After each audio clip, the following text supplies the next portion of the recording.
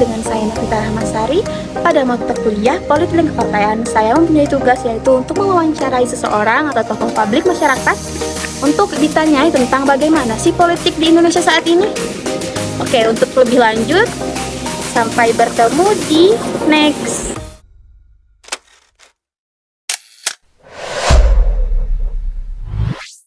Baik, sekarang saya di sini bersama Ibu Wina dari dosen Universitas Tanjung Pura. Nah, di sini saya akan bertanya-tanya mengenai bagaimana sih politik di Indonesia saat ini.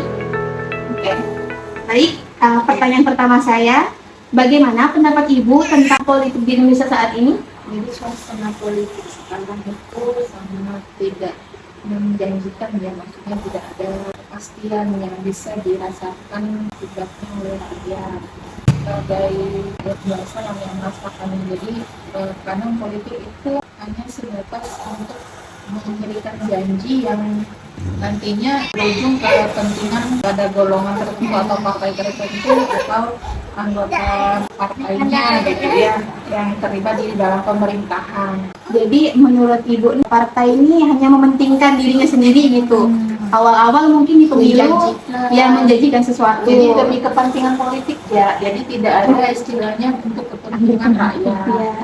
Terus Ibu ini mendapat informasi dari mana sih tentang informasi mengenai politik ini?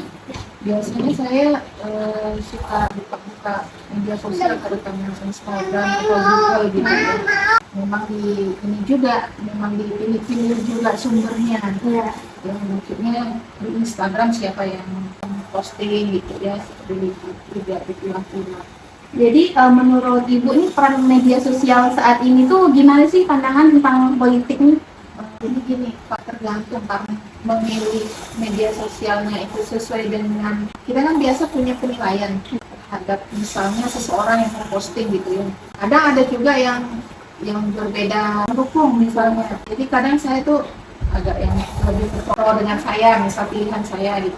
Bicara tentang sosial media itu memang mesti dipilih-pilih dan sangat-sangat tepat ya untuk menyebarkan berita-berita tentang politik itu.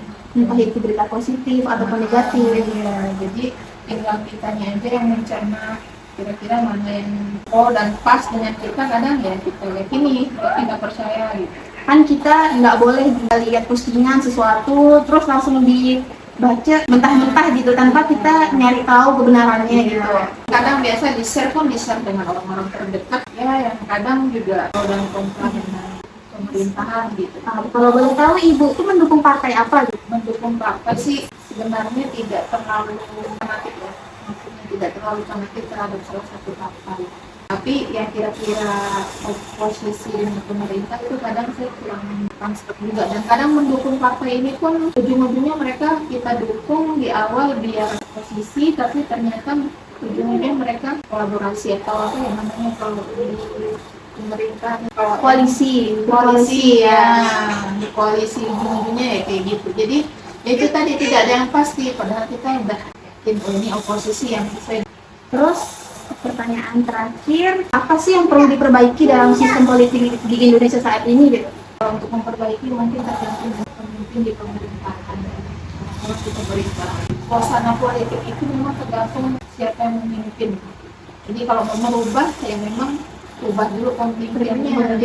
Ya. Harapan ya kalau yang mau berubah ya memang pengennya berubah, istilahnya enggak yang seperti sekarang ibaratnya nepotisme terang-terangan ya, pengendara semakin banyak istilahnya begitu. Siapa yang mendukung dialah yang dapat jabatan gitu. Makanya memang harus dirubah lah seperti itu. Harus istilahnya merata, adil gitu. Nggak hanya yang pro yang dapat nyerempet ke pemerintah, yang dekat pemerintah itu yang dapat jabatan, dapat namanya gitu. Kalau sekarang kan kayak dibilang dinasti kan, sekarang politiknya. Oke, baik. Terima kasih ya Bu atas waktunya yang diluangkan untuk saya wawancara hari ini. Oke, sekian wawancara dari saya, Nafita Rahmasari. Sampai jumpa.